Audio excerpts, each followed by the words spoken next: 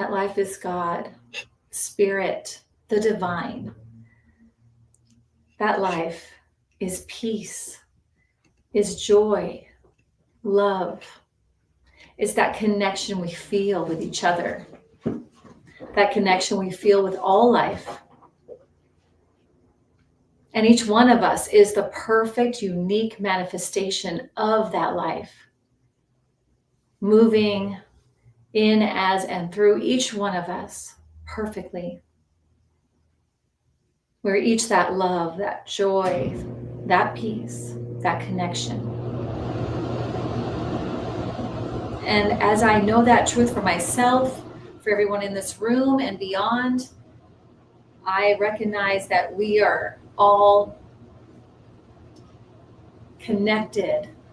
And as we allow ourselves to be in this moment together, as we allow ourselves to breathe deeply, to ground in this time, we receive what is ours to receive. The ideas, the sharings, the laughter, the joy. We receive ours and we allow it to become one with our energy so that we can take it out into the world, creating a life we love. I'm so grateful for our time. I'm grateful to know that it is truly guided and perfectly blessed. And so we let it go and trust as it is already done in the mind of God. And together we say, and so it is. Ooh, well, this is a good one today. I really like the reading for today. The card that everyone here has, and you at home, it says, day by day, in every way, I am getting better and better. And we took that affirmation from the book, New Thoughts for Today. This is created by Anton. And it's on page 99. The title is Spiritual Spirals. It's written by Reverend Dr. Bill Marcioni, New Thought, Philadelphia, Pennsylvania. So thank you, Reverend Dr. Bill. This is wonderful. It starts off with a quote. We love Dr. Bill. And it starts off with a quote from Robert Fulghum. And it says, and I think you all will recognize this one, all I really need to know about how to live and what to do and how to be, I learned in kindergarten. Which is such a, the first time I read that, it was just an aha moment, right? I mean, it's like you instantly know what that means. So he goes on to write, Reverend Dr. Bill goes on to write, as we move along our spiritual path, our intention and desire is to have our experience of life keep getting better and better. We learn to create positive, uplifting affirmations and life gets better. We learn to turn affirmations into practical prayers, and the issues that had been such a challenge in the past become much more manageable. Then something goes wrong, and we're back in a situation that's almost identical to one that we've already worked through. Or maybe we worked through multiple times. What the heck is going on? As a teen advisor for many years, leading experiential workshops with teens and fellow adults, I realized that the issues the adults were working with were the same ones we had been dealing with since we were teenagers. All of the baggage we're carrying has been with us since high school. It feels like we're going in circles, and it's not like we haven't been dealing with it and doing the work to move beyond. I have come to believe that every time we circle back through our stuff, we're doing it at a different level, raising our consciousness and going deeper into our transformation. Instead of going in circles, we're on an upward spiral. And then he quotes Emily Koo, day by day, in every way, I am getting better and better. Thank you so much, Reverend Dr. Bill Marcioni. We appreciate you from New Thought, Philadelphia, Pennsylvania. So this brings back so many thinking. I think so much about this because I can remember starting on my spiritual path at Creative Living Fellowship, working toward becoming a practitioner. And one of the books that we read was a book from Emerson guys read any Emerson readers? Yes. So if you've read any Emerson, he's very heady, so it's real thick reading, right? And so luckily, because I probably would have gotten pretty discouraged if no one had said this to me, but luckily one of the instructors said, when you read this book, don't read it to understand it, read for the glimmers. And I was like, what do you read for what? And that just means like as you're reading, so like for me, if I were to read a paragraph, something not understand it, what would you do? You go back and read it again, right? And again, trying to get whatever you can get out of it. With Emerson, you don't read like that. You just read. Just read through it. And every so often you will hit a sentence that will land straight on you. And your whole system, you'll know the glimmers because your whole system just, oh my gosh. And you just have to sit in it for a minute because it's such, your body, just your mind and your soul, like that's truth. That you get this glimmery feeling, and it's so cool. And I'm so glad someone told me that because I probably it would have been a not a very enjoyable experience trying to read it straight out, trying to force myself to understand it. And maybe instead access it. Right. And instead I just read for what I already was ready to glean from it. And then they say it and then go back and read it again and you'll get something else. It's like a living, breathing thing. And I think a lot of books are that way. The Bible is certainly like that. The original text of The Science of Mind, if you've ever tried to read that, it's so heady. I mean, it's very, you have to read every paragraph over and over unless you're just reading for glimmers, which is so much more enjoyable. And I can remember listening to that. I found the book, that Emerson book on a recording. So I would drive and listen to it sometimes. And there was one time in particular, I heard something and it did that thing. And I literally just pulled over and I just sat and thought about it and just thought about it and just thought about it. It was so cool. The feeling was so cool, So I think that makes a lot of sense to me when I'm reading this. And he's talking about, we're going through our stuff. Yay! When we're going through our stuff, it does feel like we're circling around in the same circles and doing it again. But I don't think that's true. I think if you think of the glimmers concept, yeah, maybe I had this situation happen to me and I had to go through it, but I gleaned only what I could at that time. And now that I'm a little bit wiser, I've gone through some more things or learned some more things, and then it comes around again, I'm going to glean something different from it. I'm going to go deeper into myself for it. So I'm going to handle it better. How many times have you had a situation where the next time it comes around, you handle it, you didn't like how you handled it the first time, comes around again, now you handle it completely different. It's because you thought you handled it the first time. Yes, that one too. You're like, didn't I do this already? So that makes me think of when I went to the Art of Feminine Presence, Reverend Dr. Michelle had wanted to introduce that to me.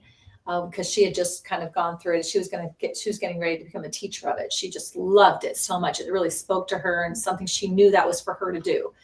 And she wanted me to check it out. So I went with her to this, I don't know if they called it a retreat or a conference or whatever it was, but like 160 women in the room. And it was a wonderful day. And then we had this practice where she had us write down, I think it was 5 women, or I don't know if it had to be women, but people that you admired, that you would look to and be like, wow, they've made it, they're successful, they're whatever the admiration was for you.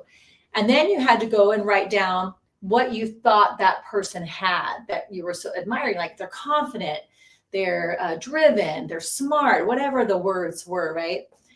And when that was all done, the exercise was you would pair off with another person. So say like I paired off with Evie, and then Anne would come over and witness. So it was you, this person across from you, and then the witness who never said anything. They just witnessed it. And then you were supposed to take whatever one of those words were that you felt that you didn't have. And usually it was all of the words, right? You didn't feel like you had these things, which is why you admired it in somebody else.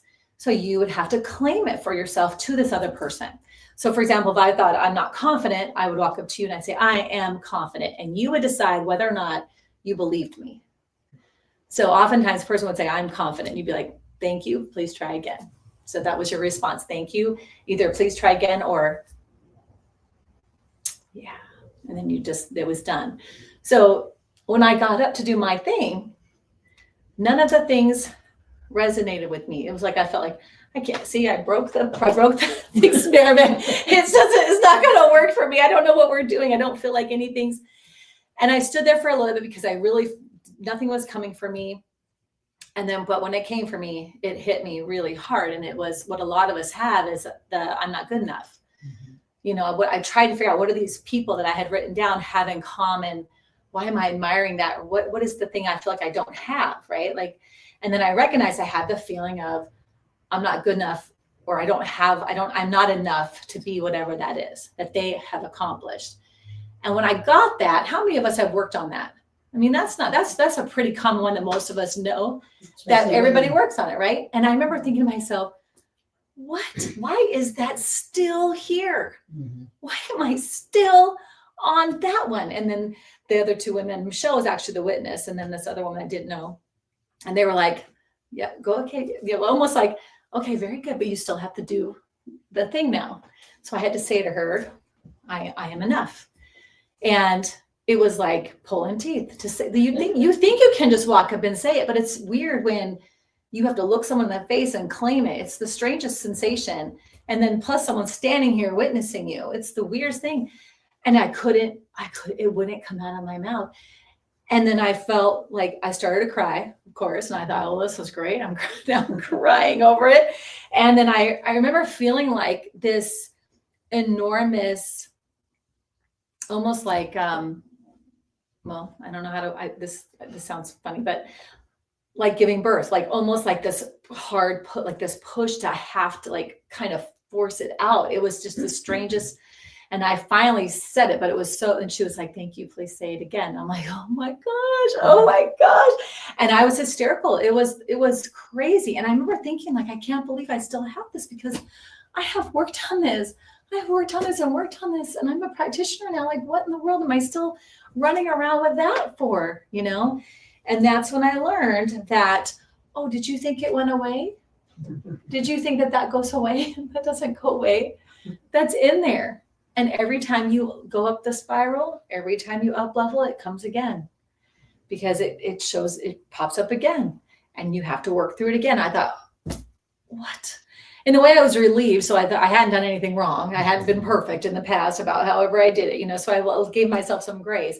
But man, that's crazy to think that every time I up level, those old patterns, those old things come up to challenge me again. Mm-hmm. Really, who do you think you are to do whatever this is or whatever?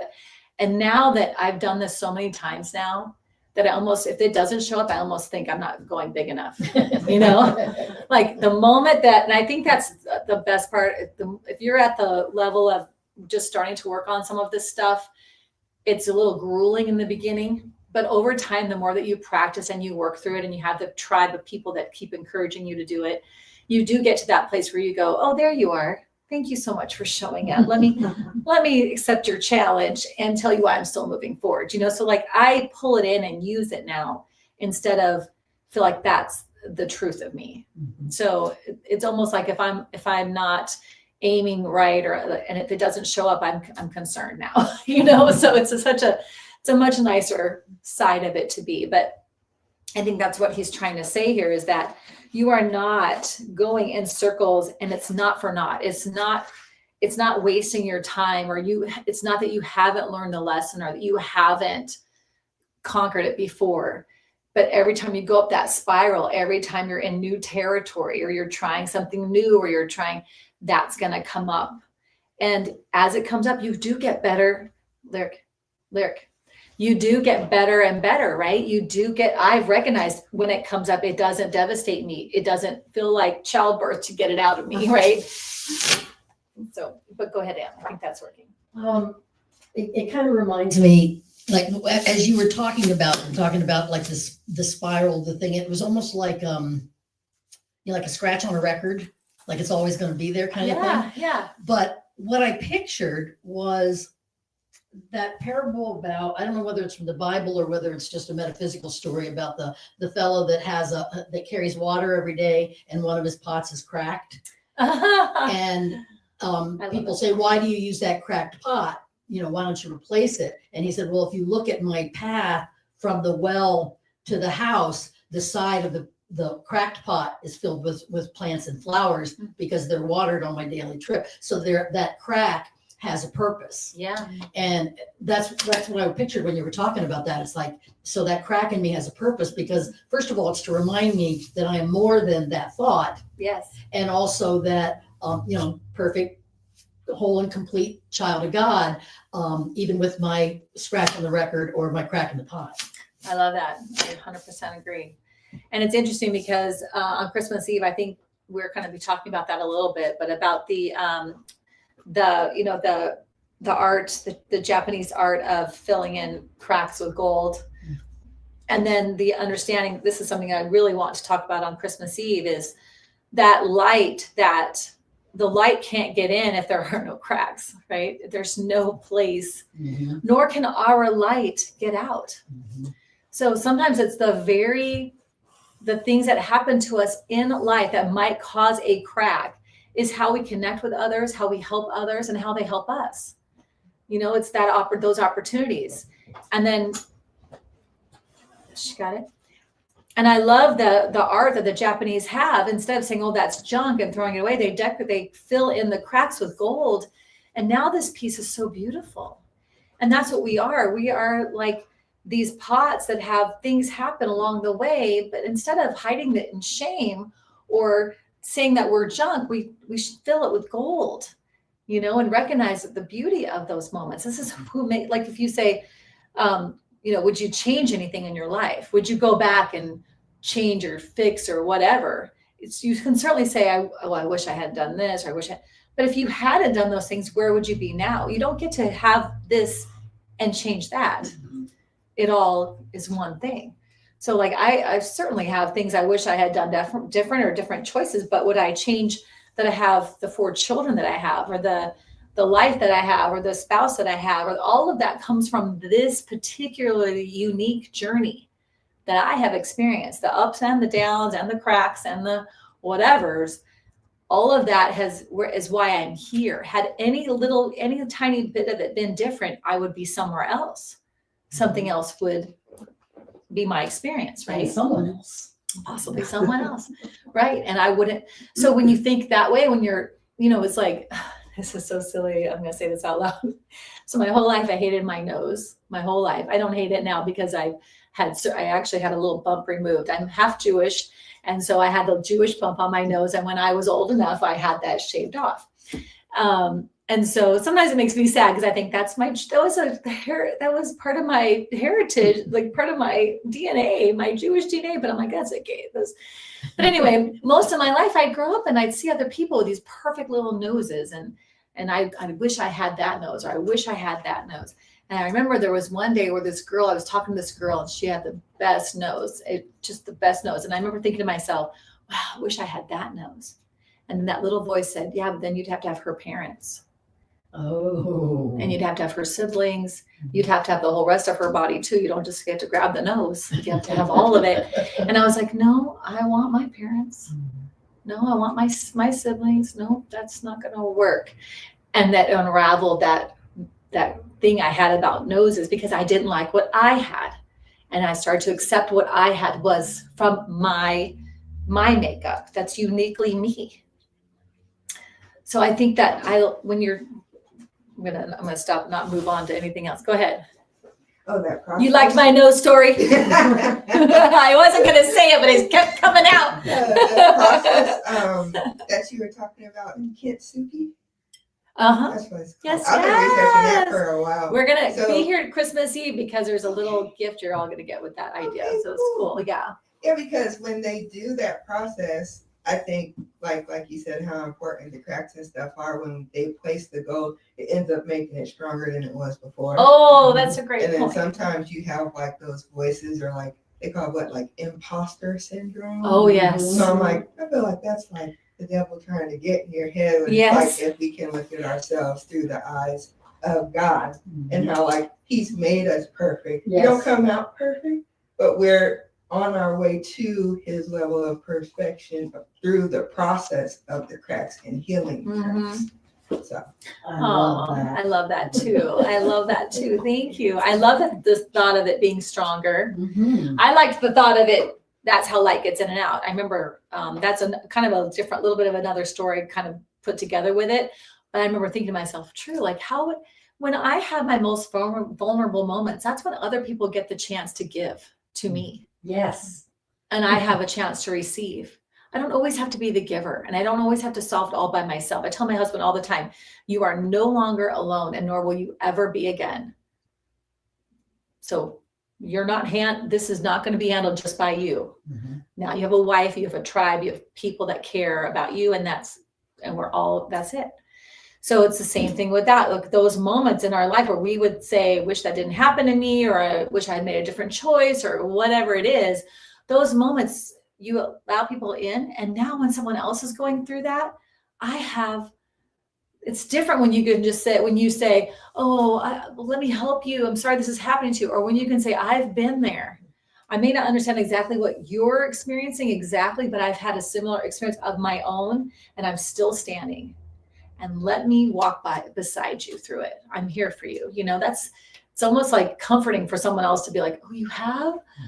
Okay, all right. So I'm going to make it through it. All these stories I'm telling myself in my head, or I'm going to get through that.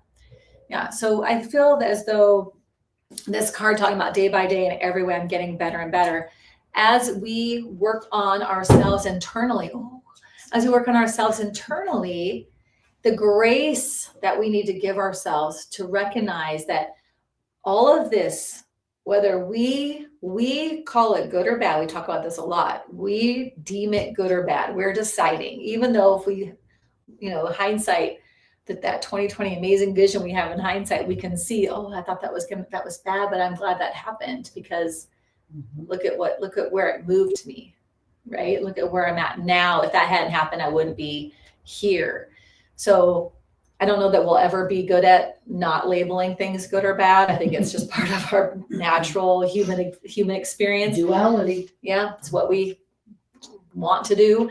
But at the same time, those things, if we allow them to be our teachers and we allow the experience to be honored and to not be ashamed of it, and just to say, this is just part of my experience. And that's why I'm like this. That's why you like me, or why we relate, or why we feel whatever we feel connected with each other, is because this is actually me.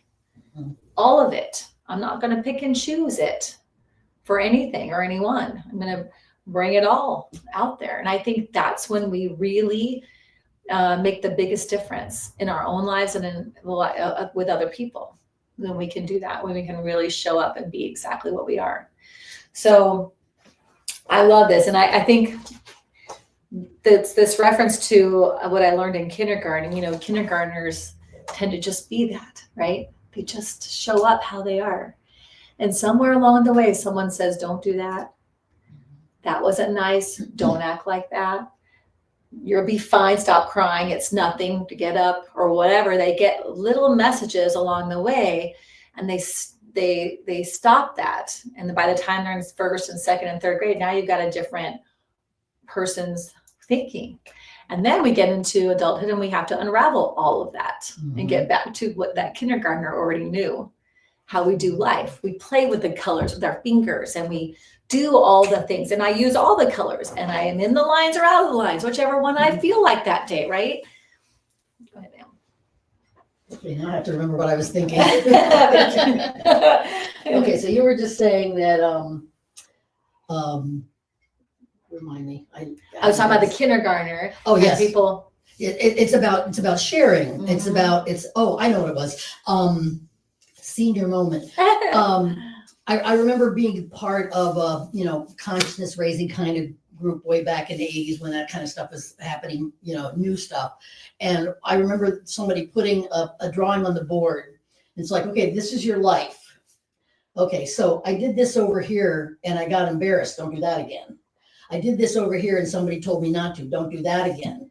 And so pretty soon what you got left is I sleep and poop. That you've literally shut down every experience you've had because of how somebody reacted to it, and it leaves you with nothing.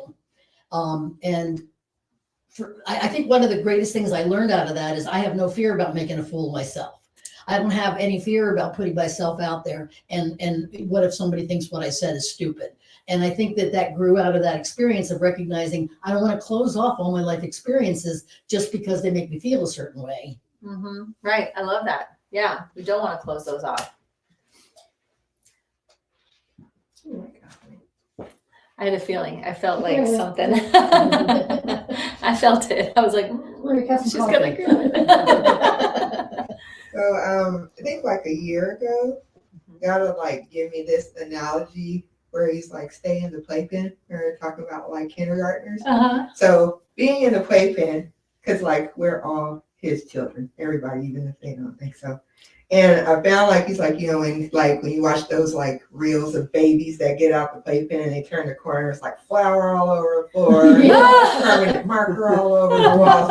It's like, let's try to operate in the playpen. I'll stand up and look and see what's going on. It's kind of like either negativity or people with low vibration, because, stuff like that. But being in the playpen, because like it's the safe place, but it's where you get to grow and get to observe. Oh, I love that. You know what I mean? Kind of like I can observe that from here, but when I get out, and sometimes like you get into other people's stuff. Yeah. There's a difference between helping people that want your help and then you like inserting yourself into situations that kind of take you. Nobody does that. Yeah, take you out the playpen.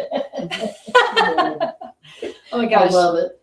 Makes me think of a fun video that I actually have up on YouTube where Lyric and True were babies in a playpen. The kind it's just like the gate kind, and I was sitting inside of it with them, but they were trying to get out of it. So they were trying to lift it up. They'd figured out if they lift it up, there's like space under here.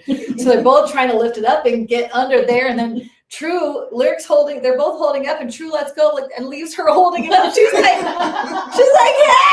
what are you doing? And he gets out. He's like, yeah. She's like crying, like, hello, excuse me. Well, women hold up half the sky. I know. And then she figured out how to just do it on her own. And then she did the happy dance. She's like, all right, yeah. I just went around in circles. She was so happy. True was gone. And she was like, yeah, I did it. Oh my God. I know. Yes.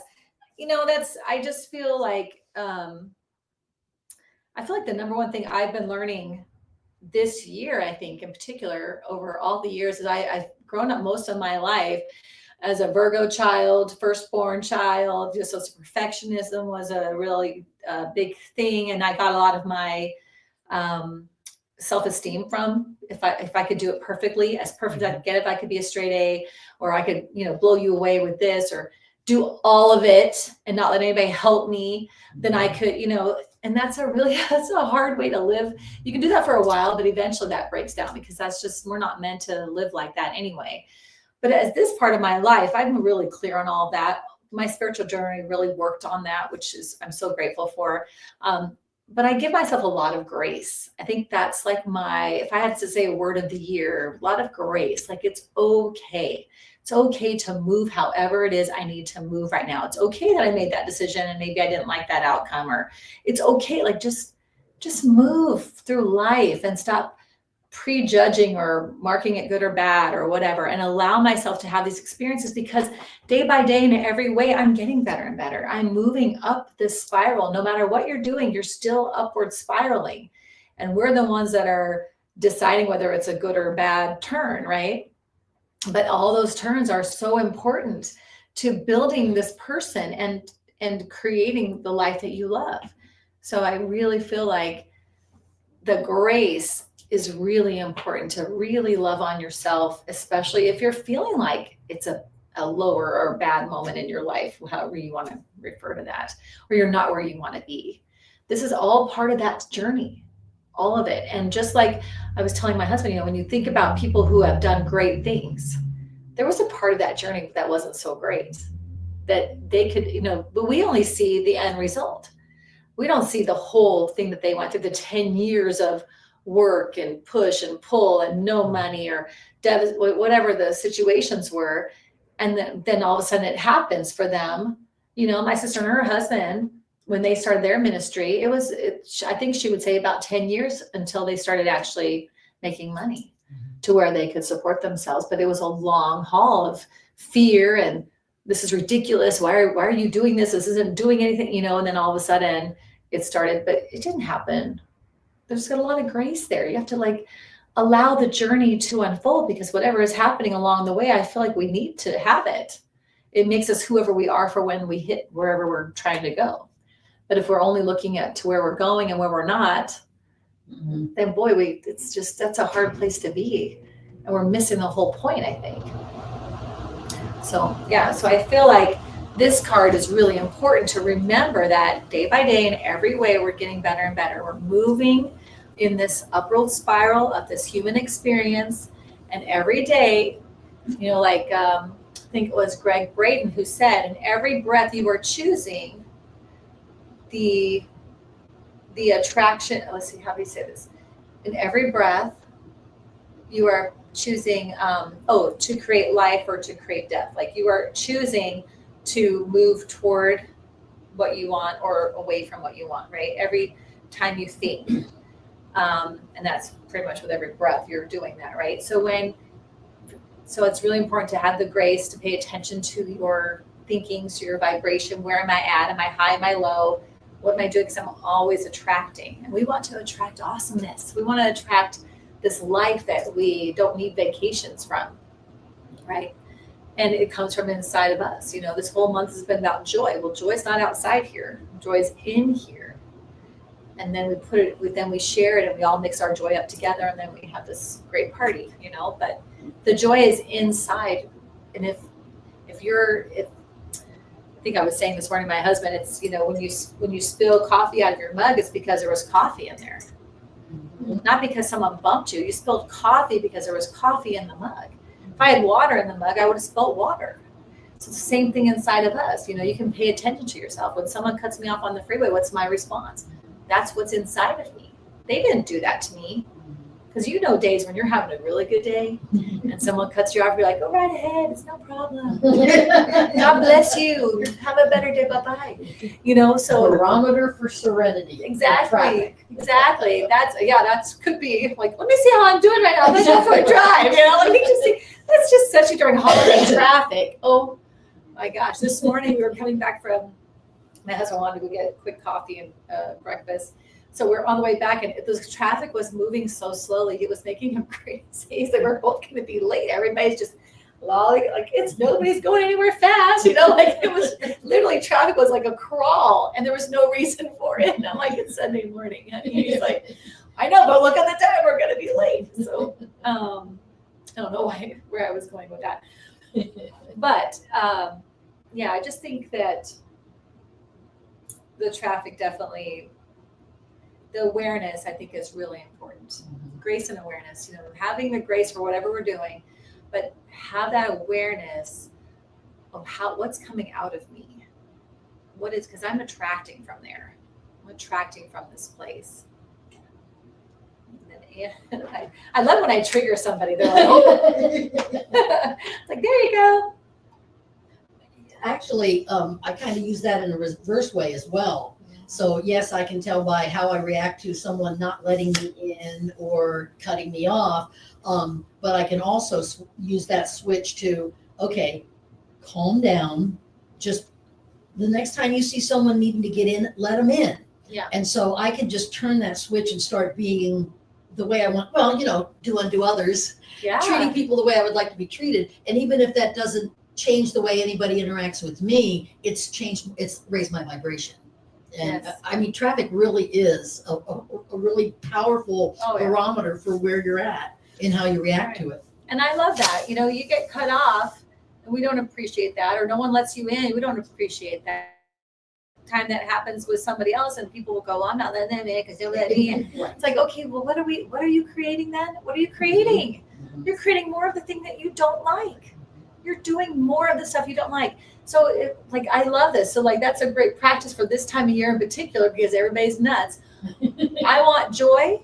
Well, then I'm going to create joy even when I'm upset. So if I'm I remember one year going to, I've told the story before, going to when we used to have the old Fiesta Mall, whatever. I was in that mall in Broadway or whatever. And I remember buying some pants and I was in line, a very long line, one poor little woman up there, and boy, she was not nice. And nor was anybody else talking to her either. They were all, the exchanges were awful. And I remember thinking to myself, oh, I don't know, I really want to get up there, you know? And I thought, well, it's up to me how this conversation goes. So when I got to her, I said, how you doing? And she goes, oh, it's an awful day. I said, I know some days are really bad like this, huh? Like you're all by yourself. And she goes, yeah, all but 2 people called in sick. So it's just me. I go, oh my gosh, I'm so sorry. What an awful day. Well, luckily I only have one thing. And then she kind of laughed a little bit. And then I was told, because I remember when it was done, she was smiling. She was sweet. We had a nice exchange. And she said, thank you. And I said, I totally get it. And I walked away and I wanted to walk by every person after me, go, you're welcome. Yeah, exactly. You're welcome. You're welcome. Yes. I just fixed it for all of you. I could have gone up there and taken her rude, non-welcome and did what everybody else did. But that didn't, what did that do? It just kept that going. I don't want that. I want a life of joy and love and happiness and peace. So I have to do that. I have to be that change. I have to let the person get in, so this is a great practice right now when everybody seems to be not paying attention who's next to them and kind of moving around the earth like they're the only person in the world. Be a little bit more graceful. Give them grace and give yourself grace and be like, go ahead. You're not going to cause me an hour. You're not going to make me late. Go ahead. Mm-hmm. No, you please go. Takes a man a second. Yes. Right. And you will feel different. You will feel different. There's a story of, I know this is a true story. I don't remember who told this story, if I saw it on something or if it was actually somebody in our congregation, but it was years ago, who said she had no money and she was lonely and she was having just a horrible month. And she couldn't foresee how she was going to make it through, financially. It was awful. And then she decided that she wasn't going to sit and wallow in that she couldn't be the only one feeling that way. So she put out, I don't remember how she put out this notice, but she said, I could afford to go buy pasta and pasta sauce. And I made a big pot of spaghetti. And I said, anybody who's lonely or hungry, I'm doing this on Wednesday night or whatever it was. And a bunch of people showed up, and she said it was the most beautiful thing she'd ever experienced. The laughter and the fun and the love that was in the room. And she realized she wasn't the only one feeling like that. It makes me want to cry. She wasn't the only one going through a tough time, but boy, you sure can wallow in it by yourself. You sure can sit over here and think, and boy, that the messaging, the things that you can say to yourself are awful sometimes in those moments. But when we get around each other, it's really hard for those messages to survive, because as soon as you're around another human being who goes, oh yeah, I've had a worse month too, or I hear what you're saying, or whatever it is, it's not as strong. You can't do that. My husband will often say, people suck, and I'll be like, every person sucks, and he'll be like, well, no, not every person. I'm like, I know. Sometimes you have nice customers. Sometimes you have. That's true. And in the moments you want to be angry, you don't really want somebody to say that to you. I know, you almost want somebody to go, yeah, people are awful. Yeah, you almost want that, because I don't know what that is. Like, it's validation. Yeah, whatever that is. But at the same time, you really don't want to wallow in it. Mm-hmm. And the moment that someone can help you go, I'm very gentle when I say it, because I don't want to belittle the fact that he's having these experiences. But at the same time, I've known him to have many wonderful experiences. And somehow this other one's dominating right now. So I want him to go, well, not all people, because sometimes you have really cool clients, or sometimes you have this really great experience, and they'll go, you're right. I'm not trying to be right. Just which one do you want more of? Which one do you want to focus on? Because that's what you're going to see. That's what you're going to notice. What is it? What wolf do you feed? What wolf do you feed? Yeah. And we have to, in creating this day by day, getting better in every way, the experience around you is only going to get better when you are seeing it differently. So if you're walking around saying these comments to yourself, world sucks, I hate people, the government's this, or what, all the different things we could be saying at any given moment, you're going to find ways to prove yourself right. Your ego likes to be right, and it will do everything in its power to, yep, okay, well, let me just have 5 people come up and act like this. Let me just have. I want to survive. Right. So instead, I challenge that and challenge anyone to instead turn that around and say, yes, people can suck and people can be awesome. I have a Facebook page that I rarely do anything with, but one year I was seeing so many posts where people are, I hate people. I wish I wasn't a person. I'm ashamed to be with people. They're so mean to each other and they do this and that. And rightly so. There was a lot of stuff going on at the time that I can understand that. But also people are amazing and people are awesome. And so I created a page called Humans Can Be Awesome. And instead I started posting things on there and I forget about it from time. Every once in a while I'll go, oh yeah, I should put this on that feed. So I created a feed of that because I don't want to look at that. I want to look at when humans are being awesome because we have that capability too. So whatever you choose to, focus your gaze is what you're going to be creating. And for those of you who are like me and want to create a life you love, that's not going to work if you're focusing on things that are making you miserable. That's not going to be the match to it. So every day in every way, as we're moving toward working on creating that life we love or having more of those experiences that are blowing our mind, that we're like, wow, how did I made that happen? That's so amazing. All of that's coming from inside here, from the joy that you have in here, from the way that you look at the things happening in your life, from that circular motion that seems to be going around in circles, but to instead recognize, no, it's going like this. It's going in a spiral. It feels like I'm just running around in circles. I'm on with this hand, but no, I actually handled that a little differently this time. Yes, it's the same similar situation, but didn't I moved a little bit more this time. I learned a little bit more this time, or I was a little more honest about it with so-and-so. If you really are honest with yourself, I think you could see some of those things and then give yourself lots of grace as you move up that spiral. I think we need a lot of grace in those moments, So anybody have anything to go with that? I feel like you said something about the imposter syndrome and I wanted to say something and I lost it. Like I keep thinking it's going to come back, but it hasn't come back yet. So I'm like, dang it, because it was good. It also says life and death is by the power of the tongue too. Life and death is by the power of the tongue. Mm-hmm. So it's like whatever, like you said, just be conscientious about what you say. Mm-hmm. And I think at least with my walk at the beginning, now that I can look back on it, it's like the most challenging part is speaking positivity when things are like, thanks, Sunshine. Speaking positivity when, like you said, the situations aren't good, circumstances aren't good.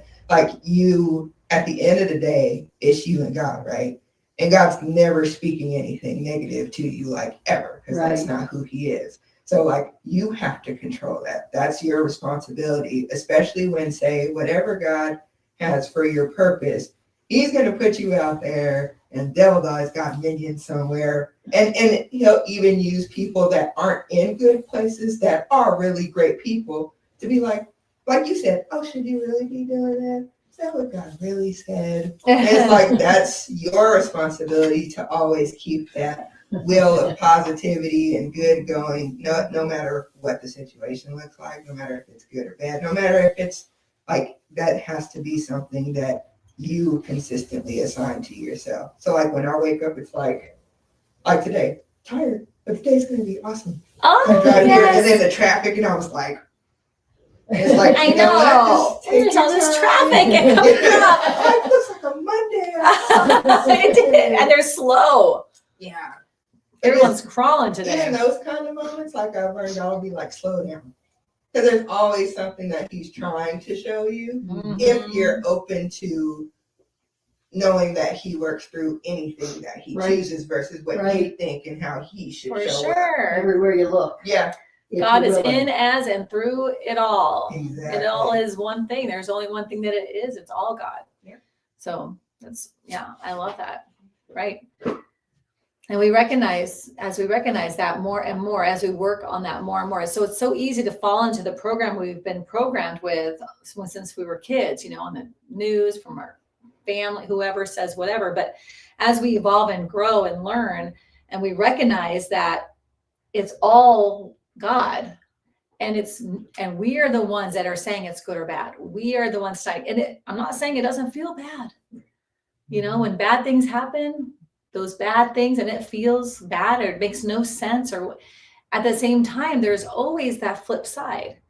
Because it's like a coin. There's always the heads and there's always the tail. Which side are you looking at? And sometimes it takes a lot of work to get to flip it when it looks so bad.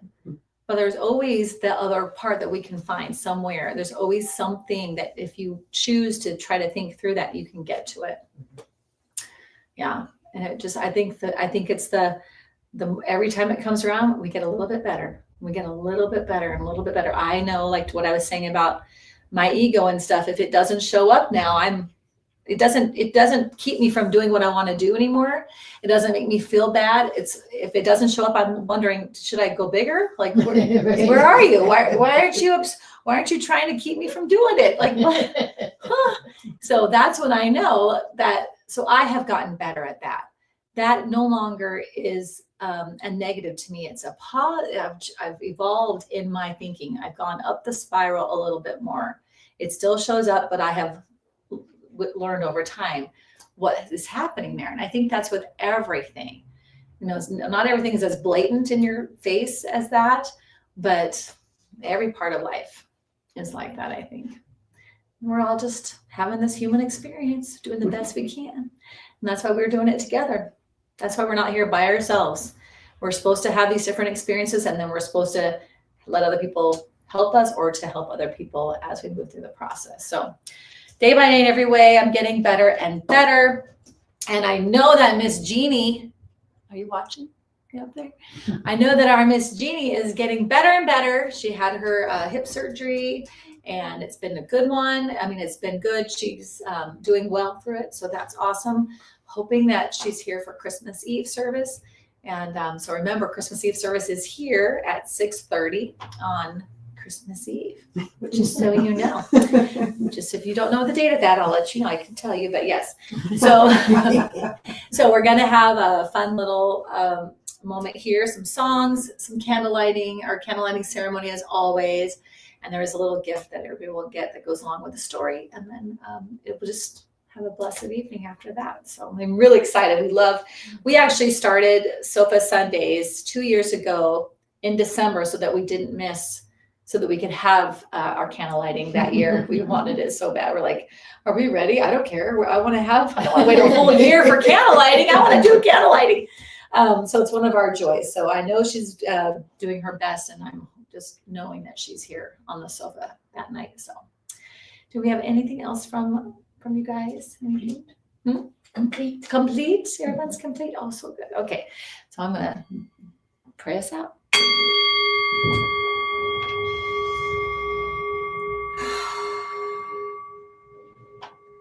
In this moment, in that breath, I recognize the one power, the one energy, the one life that moves in as and through each and every one of us, through every flower, through every bird, through every grain of sand on the beach, through everyone hearing my voice and beyond. It is all there is. Every moment is God. And each one of us is that manifestation, that expression of God. That love, that joy, that peace, that energy, manifesting uniquely as each one of us. And from that place of my knowing, of my truth, I speak my word into the law, knowing that as I do, I set the law of God in motion for the highest and best of everyone here, everyone hearing my voice and beyond. I know that as each one of us allows ourselves to embody this teaching, embody this understanding, embody grace, recognizing the upward spiral, the movement of our human experience, I know that we create a life we love easily with love and laughter and joy and connection. We move through it with the flow of that divine energy that runs through all of us. And I'm grateful for that. I'm grateful for the truth of our existence. And we send blessings and love and healing energy to Reverend Jeannie, knowing that she is well and perfect, whole and complete. We see the light glistening all around her and through her. A light of love, of healing, of laughter, as we know that's what she's mostly made of. And I'm grateful for this time together. I'm grateful for everyone here present and beyond. And so I let it go and know and trust that it's already done in the mind of God. And together we say, and so it is. So how can we support you? Oh, thank you, Miss Ann. Well, there's lots of ways you can support this ministry. One of them is to like, subscribe, and share it on YouTube. Share it to your Facebook feeds, your Instagram feeds. Let everyone know that we're here, and we're doing church a little differently. That's why we call it a church, spiritual church club, because we kind of do it together, and it's more conversational, and we explore these ideas in ways that we can create a life that we love. So we're here to support you. And if you want to support our ministry, you can do so by giving a one-time donation on our website, which is at beginwithinministries.com. You can also become a spiritual church club partner. And that's where you give a monthly commitment of $45 or more for an individual, $75 for a family or couple. And what that does is it supports us to grow. Then we can all collectively benefit. You also get one of our cool mugs, which I just can't tell you enough how good coffee tastes coming out of one of these. But whenever we have classes or offerings or group things, those are always free for our partners. And the more partners we have, the more that we can do and more that we can offer. So we're really grateful for everyone. Thanks for everyone being here today. And Lyric, I'm getting ready to sign off. So if you want to come over here and get ready to do that with me, please. But we love you, Reverend Jeannie. We miss you. And I'm looking forward to seeing everyone on Christmas Eve. Please go to our Facebook group, which is Sofa Sundays on Facebook. And there is information about the candlelight service. It's also on our Instagram, which is also Sofa Sundays. So check it out. Let us know you're showing up, and we'll be ready for you. All right. See you later. Thanks for watching. Tune in again next week at 11:11 a.m. Pacific Time, or Monday evening at 7 p.m. Mountain Time.